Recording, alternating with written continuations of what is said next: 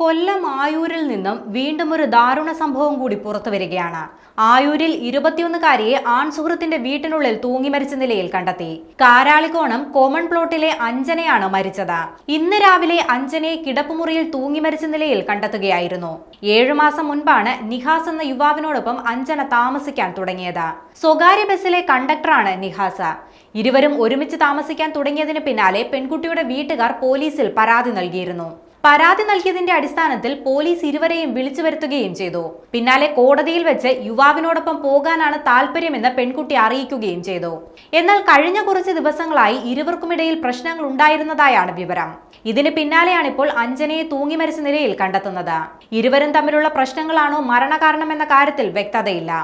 സംഭവത്തിന് പിന്നാലെ ചടയമംഗലം പോലീസ് തുടർ നടപടികൾ സ്വീകരിച്ചു.